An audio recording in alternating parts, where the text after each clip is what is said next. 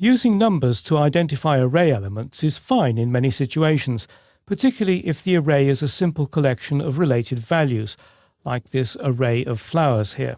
But it does have its limitations. Incidentally, this type of array is often called an indexed array, the number acting as a sort of index for each element. But PHP also lets you use text instead of automatically assigned numbers as the key for each array element. In effect, the key acts as a label. So let's go to our editing program and create such an array. The way that you create an array like this is very similar. Let's begin by using a variable. The variable I'm going to use is features and equals and then array. The array keyword are a comma separated list inside a pair of parentheses. With this type of array, I like to put everything on a separate line. It makes it a lot easier to read, and that makes maintenance a lot easier. So let's indent a little bit. And we begin with the array key, which is a string. So the first one will be winter. And then you assign the value using a double arrow. You create a double arrow with an equal sign immediately followed by a greater than sign. And then the value follows. This time I'm going to be using strings, so it'll be a string. So beautiful arrangements for any occasion. Then once you've got to the end of it, it's a comma separated list, so a comma. Then on the new line, create the next one. So the next one will be spring. That double arrow, the equal sign and the greater than sign. And then the value, which will be, it must be spring.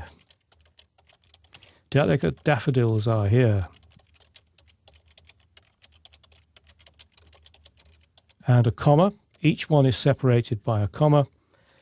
Then the next season, the next label will be summer.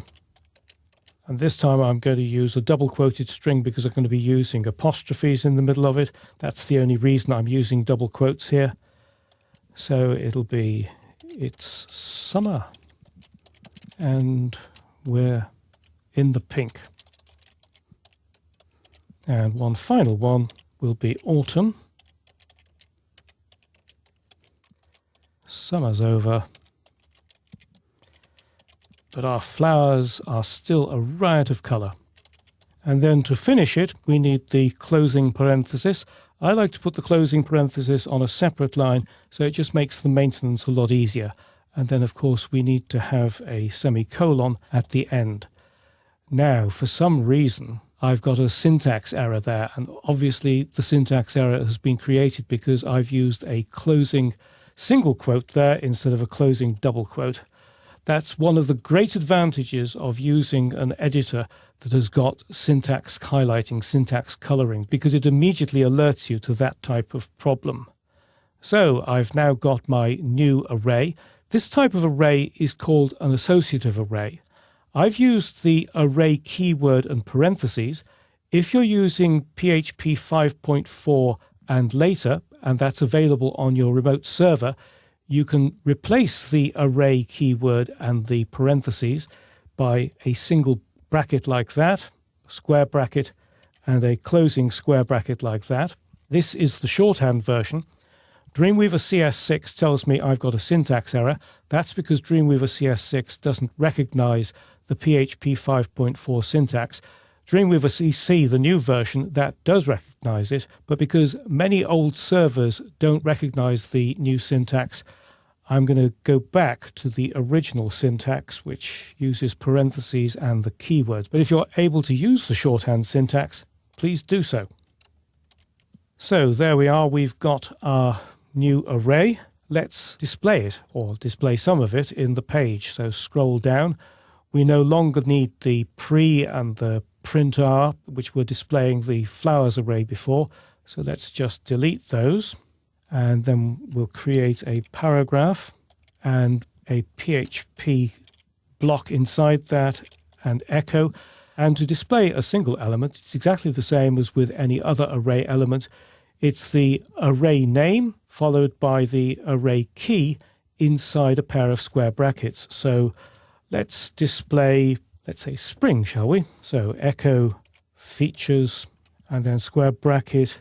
and a string inside will be spring, close square bracket, semicolon, close that PHP block, and let's close the paragraph too, and then save. And if we go to the browser and reload that page, it's displaying the contents of that array element. It must be spring, delicate daffodils are here. This works fine. Echo is simply displaying the array element, but you have to be careful with this type of array element when using it inside a double-quoted string.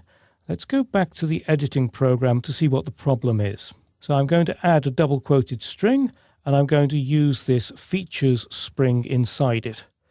So the tagline for spring is colon, and then we need to have a closing double quote at the end, and save the page. Now, Dreamweaver has got syntax checking, and it's telling me with this red mark here that there is a syntax error. I know there is, but I just want to show you what the problem is. So let's go to the browser, refresh the page, and we get this horrendous error message, T in caps and white space. There's a whole chapter on PHP error messages and how to handle them later in the course, so I'll leave that till then. Let's just go back to our editor.